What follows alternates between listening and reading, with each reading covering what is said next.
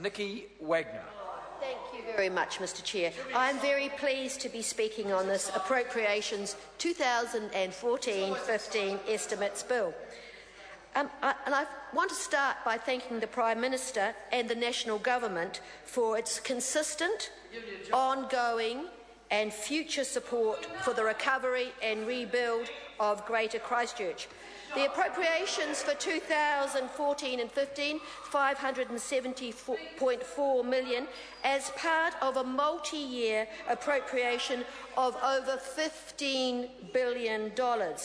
And with the total expenditure of the Canterbury rebuild, including insurance payouts, private sector investment and local and government expenditure of $40 billion. And that sort of investment in our community over the next few years underpins a very positive future for Christchurch and the Canterbury region. After the earthquakes, there were some very dire predictions about Christchurch, that people would leave the city in droves, that businesses would close, that insurers would pull out, and that the city would die. Thanks to some very careful and hard work by this government, 3 years later, it's a very different story. The population of Greater Christchurch is growing. There's 11,000 new businesses registered. The GDP growth is more than 6%, and unemployment is just about 3%. The rebuild is well underway. In fact, the city is pumping. But just before I talk about the tangible signs of restoration and rebuild in Christchurch, I want to look at the human dimension, to look at the restoration and the rebuildings of individuals and community well-being. Christchurch people have supported each other throughout the earthquakes and on into the recovery period. Funded by the Ministry of Social Development, and I want to thank the Honourable Paula Bennett, local and central government, community organisation and neighbourhood groups have collaborated and worked hard together to support anyone and everyone who needed it.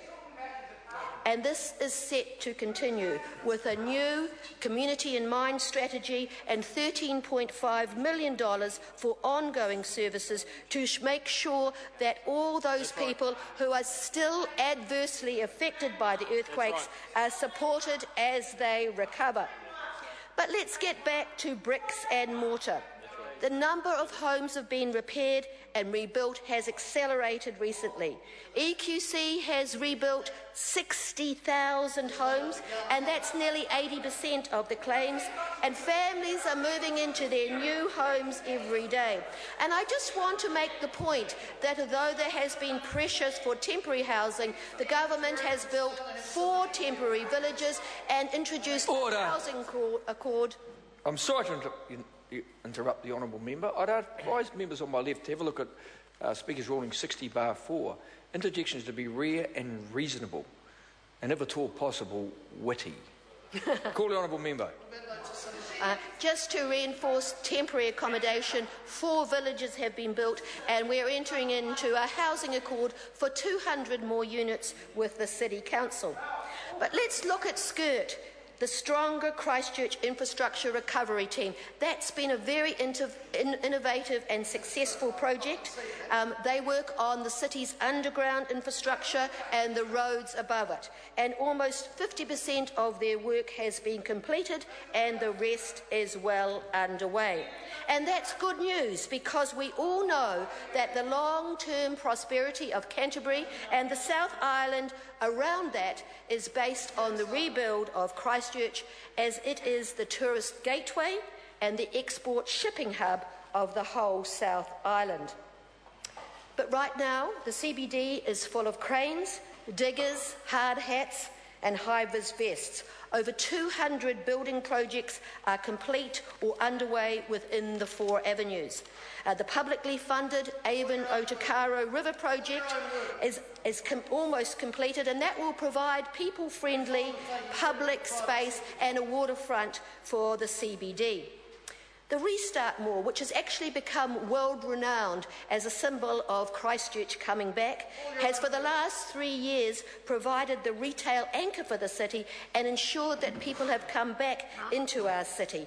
And now that's been relocated because new construction dominates the 3 blocks around that area. And the future for retail looks very bright in the central city. Thank you, Mr. Speaker. I call the honourable member Dennis O'Rourke. Good choice, Mr. Chairman. Thank you.